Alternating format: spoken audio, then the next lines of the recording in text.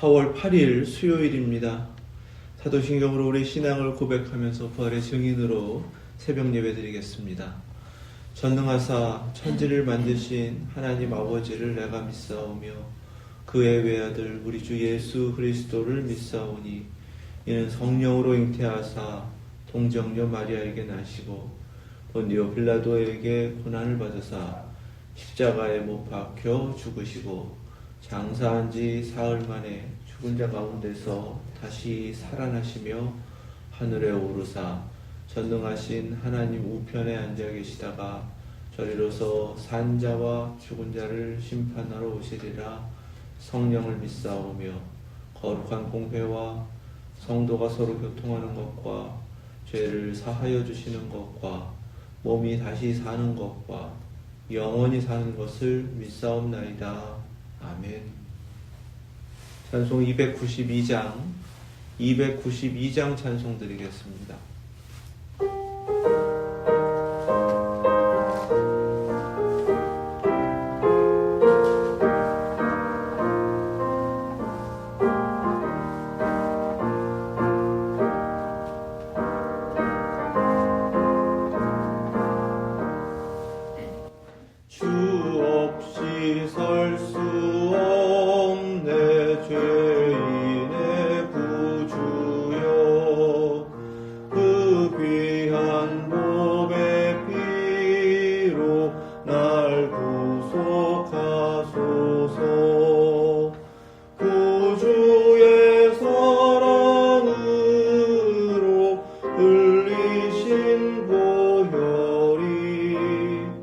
내 소망 나의 위로 내 영광 됩니다. 주 없이 살 수 없네 나 혼자 못 서리. 힘없고 부족하며 지혜도 없도다. 내 주는 나의 생명 또 나의 힘이라. 주님을 의지하여 지혜를 얻으리. 주 없이 살 수 없네 내 주는 아신다. 내 영의 깊은 간구 마음의 소원을 주밖에 나의 마음 네 알아주리요. 내 마음 위로하사 게 하시네. 주 없이 살 수 없네 세월이 흐르고. 이 깊은 고독 속에 내 생명 끝나도 사나운 풍랑일 때 날 지켜주시니. 내 곁에 계신 주님 늘 힘이 됩니다. 아멘. 아멘. 오늘 주신 말씀은 요한복음 21장입니다. 1절에서 14절 말씀. 신약성경 185페이지 요한복음 21장 1절에서 14절 말씀, 하나님의 말씀 믿음으로 받겠습니다. 그 후에 예수께서 디베랴 호수에서 또 제자들에게 자기를 나타내셨으니 나타내신 일은 이러하니라. 시몬 베드로와 디두모라 하는 도마와 갈릴리 가나 사람 나다나엘과 세베대의 아들들과 또 다른 제자 둘이 함께 있더니 시몬 베드로가 나는 물고기 잡으러 가노라 하니 그들이 우리도 함께 가겠다 하고 나가서 배에 올랐으나 그날 밤에 아무것도 잡지 못하였더니 날이 새어갈 때에 예수께서 바닷가에 서셨으나 제자들이 예수이신 줄 알지 못하는지라. 예수께서 이르시되 얘들아 너희에게 고기가 있느냐 대답하되 없나이다. 이르시되 그물을 배 오른편에 던지라 그리하면 잡으리라 하시니 이에 던졌더니 물고기가 많아 그물을 들 수 없더라. 예수께서 사랑하시는 그 제자가 베드로에게 이르되 주님이시라 하니 시몬 베드로가 걷고 있다가 주님이라 하는 말을 듣고 겉옷을 두른 후에 바다로 뛰어내리더라. 다른 제자들은 육지에서 거리가 불과 한 50칸쯤 되므로 작은 배를 타고 물고기 든 그물을 끌고 와서 육지에 올라보니 숯불이 있는데 그 위에 생선이 놓였고 떡도 있더라. 예수께서 이르시되 지금 잡은 생선을 좀 가져오라 하시니 시몬 베드로가 올라가서 그물을 육지에 끌어올리니 가득히 찬 큰 물고기가 153마리라 이같이 많으나 그물이 찢어지지 아니하였더라. 예수께서 이르시되 와서 조반을 먹으라 하시니 제자들이 주님이신 줄 아는 고로 당신이 누구냐 감히 묻는 자가 없더라. 예수께서 가셔서 떡을 가져다가 그들에게 주시고 생선도 그와 같이 하시니라. 이것은 예수께서 죽은 자 가운데서 살아나신 후에 세 번째로 제자들에게 나타나신 것이라. 아멘. 하나님 말씀입니다. 네, 예수님은 부활하신 후에 40일간 제자들에게 자신의 부활하신 몸을 나타내시며 부활을 증거하셨습니다. 40일간이라는 그 긴 시간 동안에 계속해서 부활하신 몸을 나타내신 주님의 목적이 분명히 있을 것입니다. 오늘 말씀 속에서는 우리의 신앙이라는 것이 어떻기 때문에 주님께서는 그 40일간 계속해서 반복하여 부활하신 주님을 경험시켜 주셨다라는 것을 깨닫게 하시는 말씀입니다. 부활하신 뒤에 주님은 여인을 통하여서 갈릴리에서 제자들에게 만나기를 약속하시면서 전하도록 하셨습니다. 마가복음 16장 7절 말씀이에요. 가서 그의 제자들과 베드로에게 이르기를 예수께서 너희보다 먼저 갈릴리로 가시나니 전에 너희에게 말씀하신 대로 너희가 거기서 배우리라 하라 하는지라. 아멘. 이 약속의 말씀이 분명히 전해졌을 것이고 제자들은 부활하신 주님을 만났음에도 이 약속된 말씀으로 인해서 이제 갈릴리 호수로 갔을 것입니다. 오늘 말씀 속에서는 그 갈릴리 호수를 다른 이름으로 부르는 디베랴 호수, 그곳이 바로 부활하신 주님을 세 번째로 만난 곳이었다라고 성경에서 증거하고 계십니다. 디베랴라는 마을 앞에 있는 갈릴리 호수를 그 사람들은 디베랴 호수라고 불렀습니다.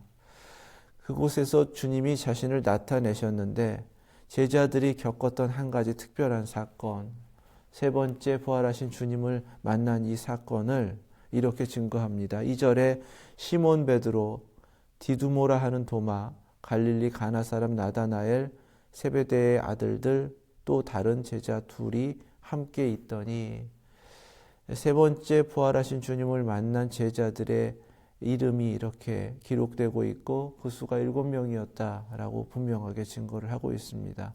특별한 경험이었다라는 의미입니다. 그런데 이 이름들 중에선 이것이 나의 신앙이다라고 고백할 수 있는 그 신앙을 가진 또는 대표하는 이들의 이름을 볼 수가 있다는 거예요.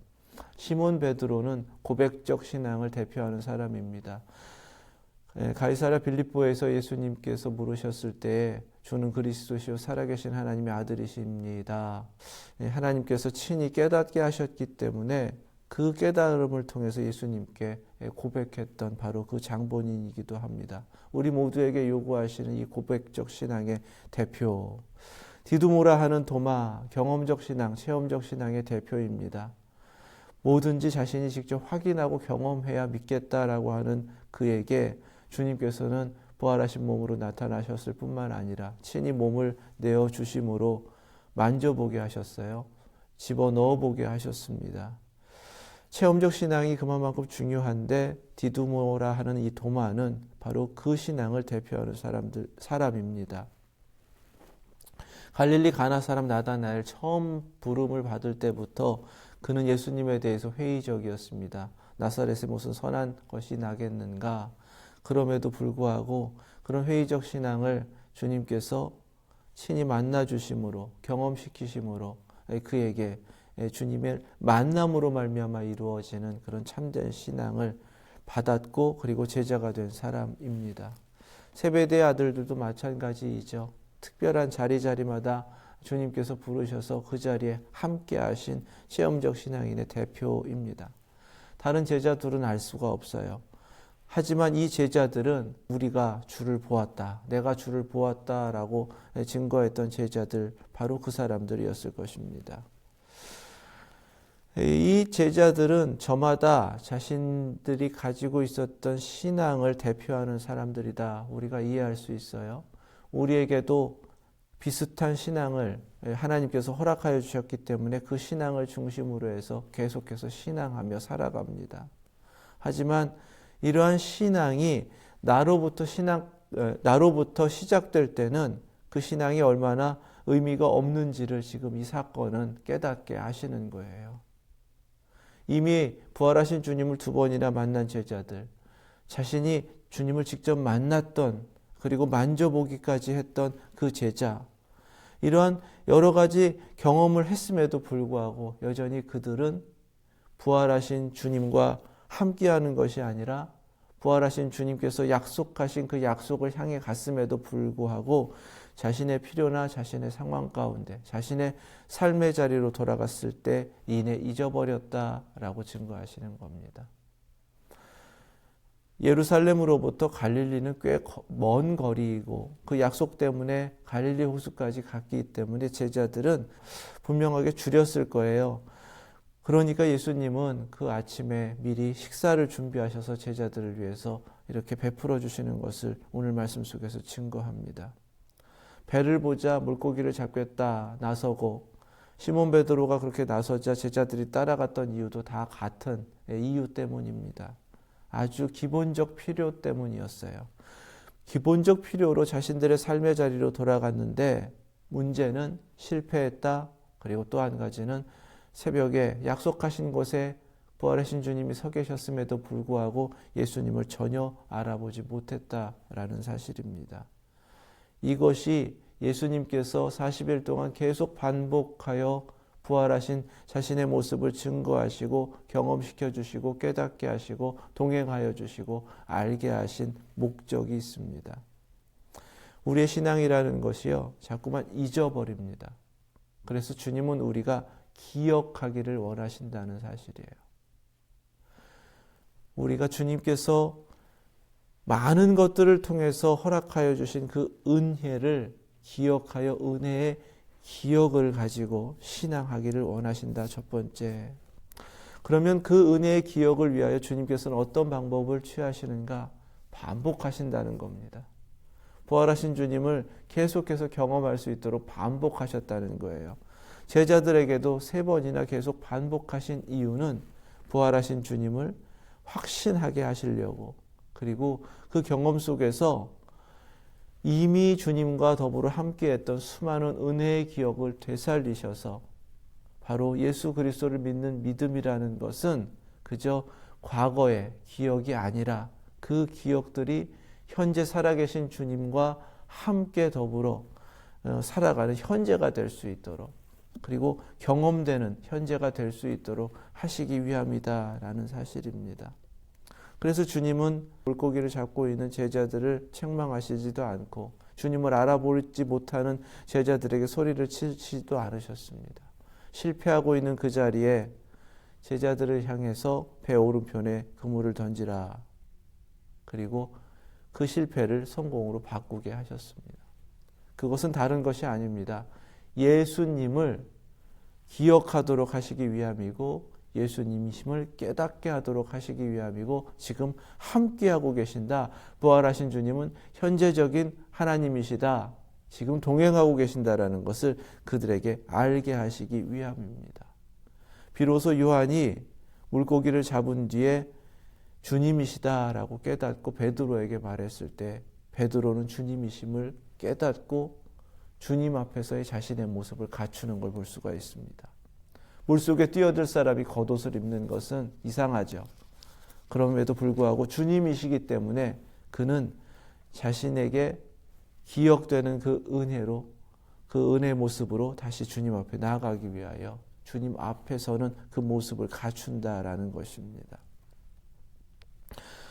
물고기를 많이 잡았고 주님은 이미 식사를 준비하셔서 생선을 가져오라라고 하셨습니다. 그때에 153마리 가득 찬 물고기를 세고 그 중에 물고기를 주님께로 가지고 오는 것을 볼 수가 있습니다. 우리가 어떻게 주님께서 반복하여 주시는 그 은혜를 기억할 수 있는가? 그것은 우리에게 허락된 은혜를 계속해서 세는 것입니다. 어떤 은혜가 내게 주어졌는지를 계속 기억하면서 확인하는 거예요. 주님은 그것을 원하신다라는 사실입니다. 153마리라고 하는 것은 내가 던진 그물에 잡혀 있는 거예요. 그래서 은혜를 자칫하다가는 내 것, 내 손에 쥐어진 것으로만 제한하기가 쉽습니다.